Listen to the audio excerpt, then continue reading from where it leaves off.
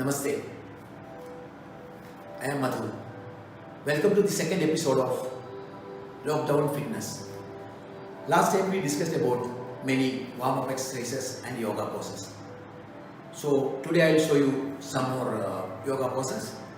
And of course, every time you start to practice yoga, you have to do the warm-up exercises to relax your muscles, to make it flexible. Of course, your joints also has to be flexible. If you start from a rigid state, it may harm your joints or pain your muscles or sprain some joints. Okay. So today I will show you some different warm-up exercises so that you can keep changing. You will not feel bored doing the same warm-up exercise every time. Let's start today's warm-up exercises. I will show you lateral jumping. Means you will be jumping from side to side. Just watch. You have to keep your hands like this on your hips and stand like this. Jump to the right side, then jump to the left side. Keep jumping to both sides at least 10 times.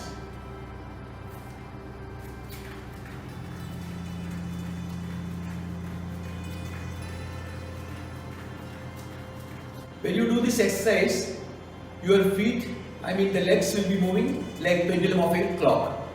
To the left side, then to the right side, like that. That's how you have to think about it.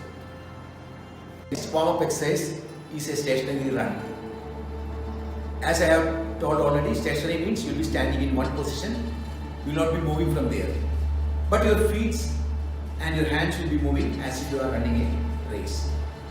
When you are running, make sure when you are lifting your legs now, make sure that the angle where the knee is bending should be at 90 like this. Then only you will get the complete effect.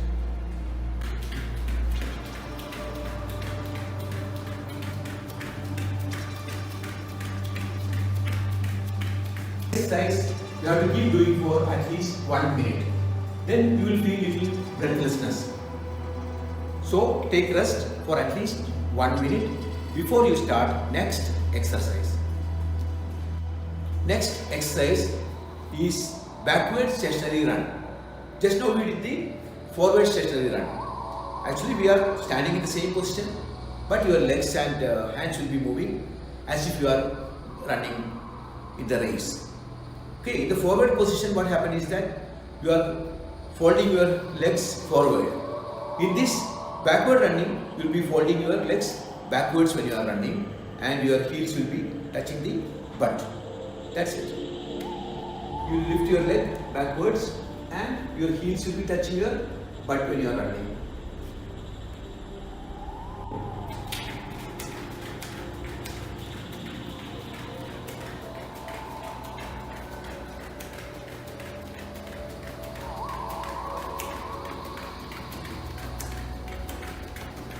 Now we will start our yoga poses. Today I will show you some new poses. First one is called Chaturanga Dandasana. It's very similar to how you are going to do your push-ups. Only a little difference from that. So you have to watch clearly where my elbow and wrist are bending, and also that my body is not touching the floor. While I am doing this pose, my body will be parallel to the floor. Only my palms and toes will be touching the floor.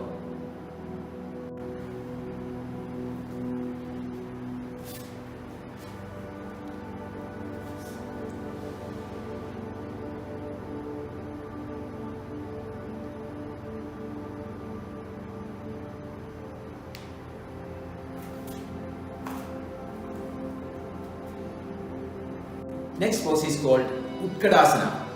Okay, it's like sitting on a chair, on an imaginary chair. There will be no chair, but you assume that you are sitting on a chair and take a pose accordingly.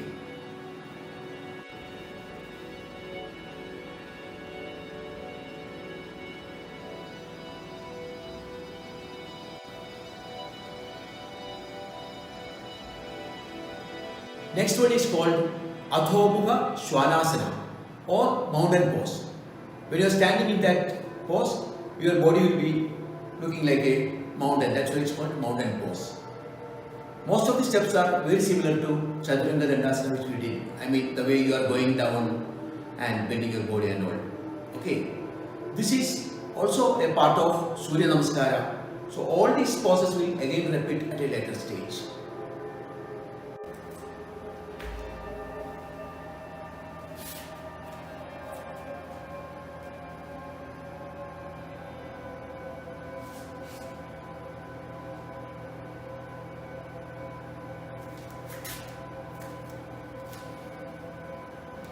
Next one is called Ardha Chandrasana.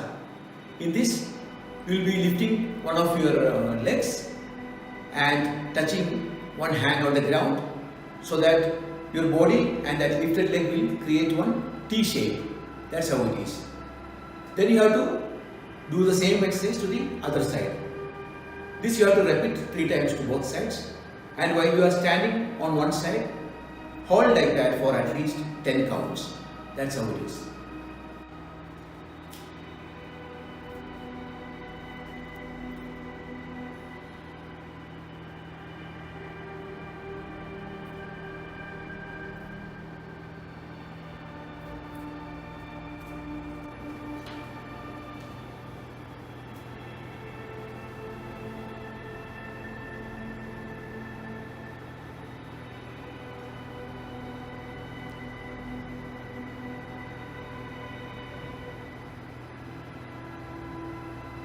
When you are doing this pose, it would be better if you can do it in front of a mirror so that you can see that your hands and legs are in the correct angle and you are able to maintain that T position. Even if there is no mirror, no problem, but make sure that you are holding your hands straight and knees are not bent and the T position is clearly made. Then only you will have the proper effect. Before we call it a day, I want to give you one important message. When you are going to do yoga, make sure that there is at least 2 to 3 hours gap from your last meal. You cannot do yoga on a full stomach. You are supposed to do it on an empty stomach. Or at least there should be a gap of 2 to 3 hours from your last meal. This much is enough for this week. You can keep practicing and keep yourself fit. And next week, I'll come with some more new poses and more fitness tips. Okay, thank you.